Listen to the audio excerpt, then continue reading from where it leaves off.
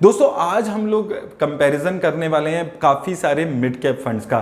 Axis mid cap, PGM mid cap, Mirae asset mid cap, Quant mid cap, इस तरीके से हम 5 mid cap funds का आपस में कंपैरिजन इस वीडियो में करेंगे। देखेंगे कि इन पांचों फंड्स में से कौन सा फंड एक बेटर फंड लगता है और किस टाइप के इन्वेस्टर के लिए कौन सा फंड ज़्यादा अच्छा है इन्वेस्टमेंट की। और दोस्तों इन्वेस्टमेंट की बात चली रही है तो यहाँ पर मैं एक बुक आपको सजेस्ट करना चाहूँगा, द ऑटोबायोग्राफी ऑफ स्टॉक। ये बुक आपको समझाती है कि कैसे एक जो कॉमन मैन है वो भी बिना बहुत ज्यादा टेक्निकल फंडामेंटल नॉलेज के स्टॉक मार्केट में एक अच्छी खासी रिटर्न्स जनरेट कर सकता है। अब इसमें अच्छी बात क्या है कि इस बुक को आपको पढ़ने की भी जरूरत नहीं है। इस बुक की समरी को आप सुन सकते हैं कुकू एफएम पे। कुकू एफएम इंडिया का लीडिंग ऑडियो शो प्लेटफॉर्म है। 10,000 प्लस की लाइब्रेरी इसकी ऑडियो शोज की आपको मिल जाती है।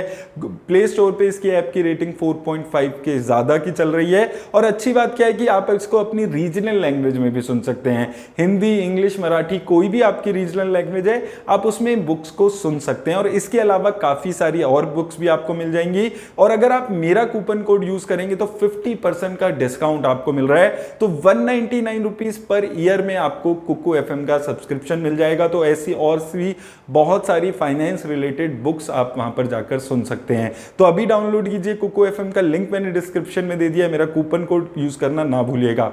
अब दोस्तों चलते हैं और देख लेते हैं कि इन पांचों फंड्स में से कौन सा फंड किस टाइप के इन्वेस्टर के लिए ज्यादा बेटर है। तो दोस्तों यहां पर हमने ये 5 म्यूचुअल फंड्स को जितनी भी डिटेल्स हैं उनको यहाँ पर डाल दिया है। Axis mid cap, PGIM India mid cap opportunities fund, Mirae asset mid cap fund, Quant mid cap fund और Motilal Oswal mid cap fund. Motilal Oswal mid cap fund पिछले एक साल में काफी अच्छी रिटर्न दे रहा है, तो इसलिए हमने इस वीडियो में इसको भी यहाँ पर शामिल कर लिया है। तो हम एक एक करके देखेंगे इनकी रिटर्न्स की कंसिस्टेंसी कैसी रही है, ये कितना रिस्क ले रहे हैं, और उससे हम समझने की कोशिश करेंगे कि कौन सा फंड यहाँ पर किस टाइप के इन्वेस्टर्स के लिए बेटर यहाँ पर नजर आता है।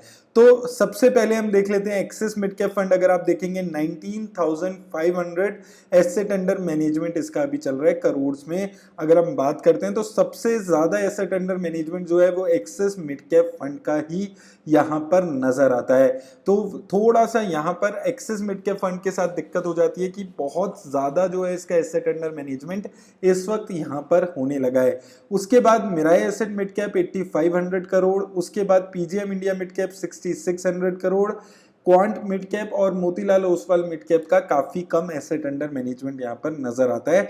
इसके अलावा दोस्तों अगर हम एक्सिस मिड कैप फंड में यहाँ पर रिटर्न्स देखते हैं तो आप देखेंगे एक साल में नील रिटर्न लगभग यहाँ पर इसने दिए। तो 0% के आसपास की रिटर्न एक साल में एक्सिस मिड कैप फंड ने यहाँ पर बना के दिए। तो सभी फंड्स को अगर आप देखेंगे इन पांचों फंड में से सबसे खराब returns axis mid cap fund यहाँ पर देता हुआ नजर आ रहा है। एक साल में देख लिया, 6 महीने में भी देखेंगे तो 6% के आसपास रिटर्न है। तो पिछले एक साल में अगर आप देखेंगे कुछ खास रिटर्न ये नहीं दे पा रहा है।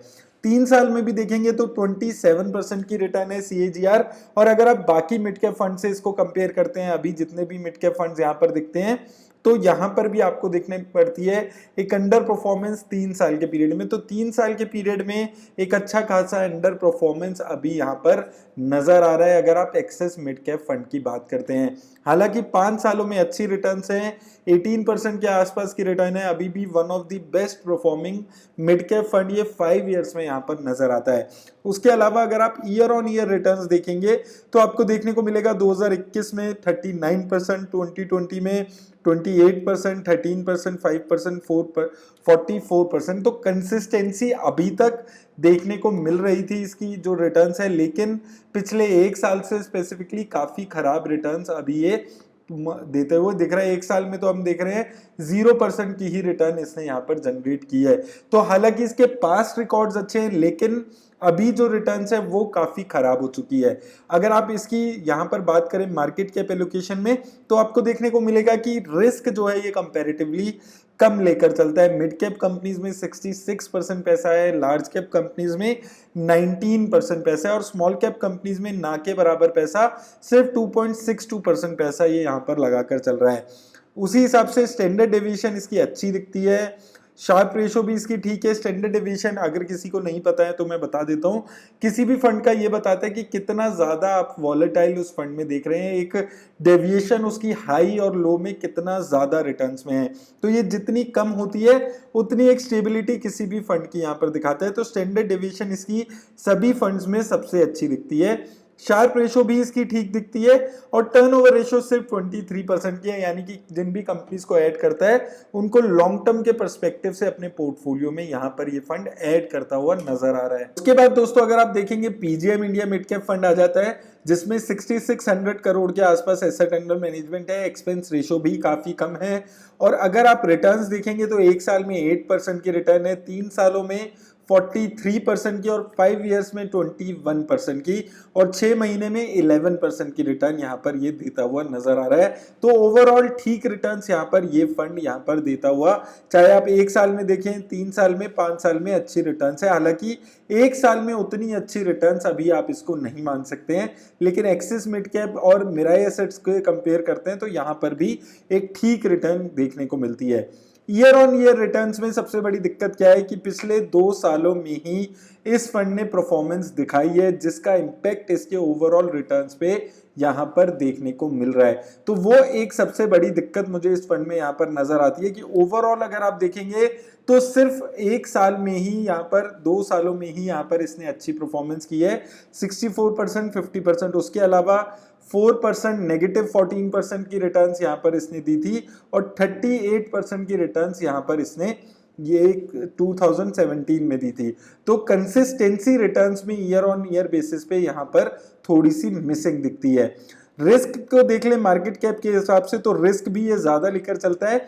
18% पैसा ये स्मॉल कैप कंपनीज में लगा रहा है और सिर्फ 9% पैसा ये लार्ज कैप कंपनीज में लगा रहे हैं। तो ये कंपैरेटिवली रिस्क ज्यादा लेकर यहाँ पर चल रहा है।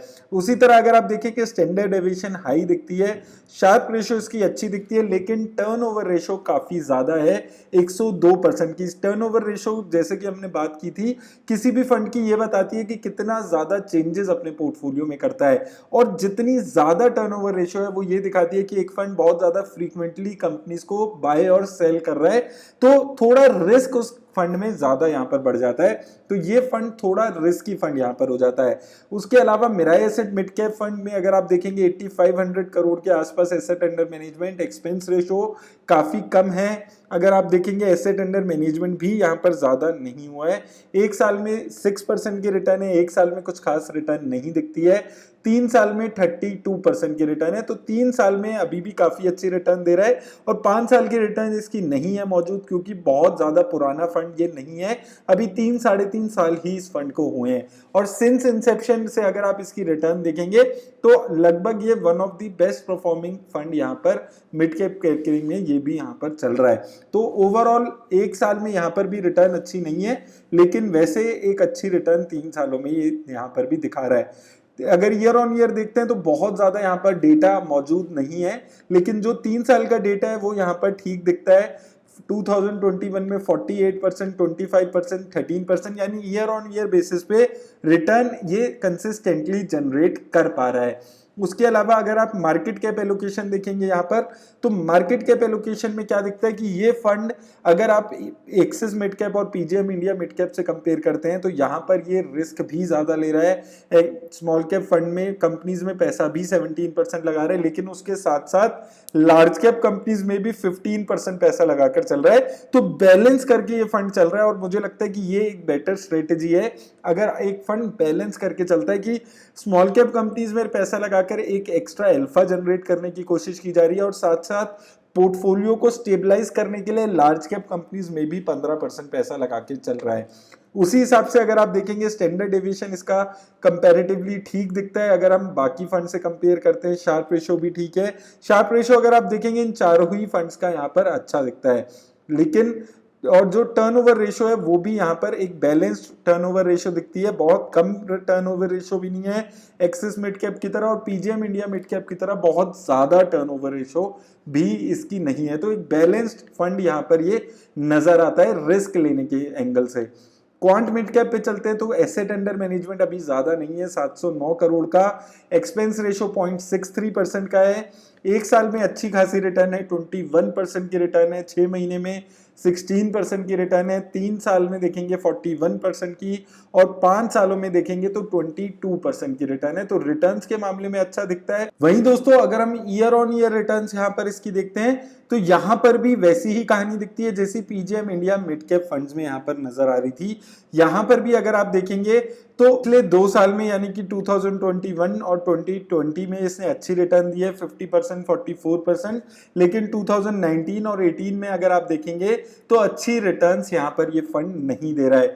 हालांकि 2017 में फिर से एक अच्छी रिटर्न है। तो कंसिस्टेंसी यहाँ पर भी नहीं है, पिछले 2 सालों में अच्छी रिटर्न है जिसका इम्पैक्ट इसके ओवरऑल रिटर्न्स पे यहाँ पर आ रहा है। अब यहाँ पर अगर आप इसकी मार्केट कैप एलोकेशन देखेंगे तो यहाँ पर मेजरली ये फंड लार्ज कैप और मिड कैप कंपनीज में ही पैसा लगाकर चल रहा है, यानी कि कंपैरेटिवली कम रिस्क अभी ये फंड यहाँ पर लेता हुआ नजर आ रहा है। लेकिन जो सबसे बड़ी दिक्कत क्वांट के जितने भी फंड्स हैं उनके साथ है कि टर्नओवर रेशियो इनकी बहुत ज्यादा होती है। तो सबसे बड़ी दिक्कत ये है कि आज आप ये सोचकर इन्वेस्ट करते हैं कि ये लार्ज कैप कंपनीज में 24% पैसा लगाता है, लेकिन आपके पैसा लगाने के 2-3 महीने बाद ही इसका जो एलोकेशन है वो चेंज हो सकता है, क्योंकि बहुत ज्यादा फ्रीक्वेंटली जो फंड है वो अपने पोर्टफोलियो में चेंजेस करता है। तो हो सकता है 3 महीने बाद ये जो एलोकेशन है स्मॉल कैप में 20% हो जाए और लार्ज कैप में 10% रह जाए। तो वो चीज को बहुत ज्यादा रिस्की मैं मानता हूं, तो वो चीज समझकर आपको क्वांट मिड कैप में इन्वेस्ट करना है। मोतीलाल ओसवाल मिड कैप सबसे आखिरी फंड आ जाता है जो पिछले 1 साल में सबसे अच्छी रिटर्न देने वाला मिड कैप फंड इस वक्त चल रहा है। एसेट अंडर मैनेजमेंट काफी कम है, लेकिन एक्सपेंस रेशो इन सब में से सबसे ज्यादा इसकी है। 1 साल में 24% की रिटर्न, 3 साल में 30% की रिटर्न और 5 सालों में 16% की return Motilal Oswal mid cap fund ने यहाँ पर दी है। अगर आप यहाँ पर भी ईयर ऑन ईयर कंसिस्टेंसी देखते हैं तो यहाँ पर भी आपको वही चीज देखने को मिलेगी। 1 साल में 55% की रिटर्न है, लेकिन 2020 में, 2019 में, 2018 में, इन तीनों सालों में काफी खराब रिटर्न ये दे रहा था, और उससे पहले 2017 में 33% की रिटर्न थी। तो कंसिस्टेंसी यहां पर भी मिसिंग दिखती है। अगर आप यहां पर भी अगर आप मार्केट कैप देखेंगे तो 14% पैसा ये भी अपना स्मॉल कैप में लगाकर चल रहा है और सिर्फ 11% पैसा लार्ज कैप में। तो इसकी जो एसेट एलोकेशन है मार्केट कैप वाइज वो लगभग आप देखेंगे तो Mirae asset mid cap fund से सिमिलर यहाँ पर नजर आती है। और अगर आप ओवरऑल यहाँ पर टर्नओवर रेशियो देखेंगे तो थोड़ा सा हायर साइड पे दिखता है। शार्प रेशो 1.04 जो सबसे खराब है इन सभी में से, और सबसे ज्यादा स्टैंडर्ड डेविएशन यहाँ पर इसकी नजर आती है, यानी कि बहुत ज्यादा वॉलेटिलिटी इसकी रहती है। तो अगर आप इन पांचों को, इस वीडियो को अगर मैं यहाँ पर समराइज करूंगा तो एक एक करके अगर हम यहाँ पर समझते हैं तो सबसे ज्यादा, अब देखिए मिड कैप फंड्स, ये पांचों ही ऐसे मिड कैप फंड्स हैं जो 5 साल में एक अच्छी रिटर्न्स आपको जनरेट करके दे रहे हैं। अब आपके रिस्क पे डिपेंड करता है कि आप किस टाइप के फंड में पैसा लगाना चाहेंगे। अब उससे चेंजेस क्या हो जाएंगे कि कम रिस्क ले रहा है अगर आपका फंड तो कम रिटर्न भी आपको मिल सकती है, जैसे कि एक्सिस मिड कैप फंड। इन सभी फंड्स में से सबसे कम रिस्क लेने वाला फंड मुझे एक्सिस मिड कैप फंड यहां पर लगता है, क्योंकि आप देखेंगे चाहे मार्केट कैप एलोकेशन देखें, टर्नओवर रेशियो देखें, ये सबसे कम इसकी नजर आती है। हालांकि 3 सालों में ये अंडर परफॉर्म कर रहा है क्योंकि ये रिस्क उतना ज्यादा नहीं ले रहा है। तो एक्सिस मिड कैप फंड सिर्फ वो इन्वेस्टर जो बहुत ज्यादा कम रिस्क लेना चाहते हैं।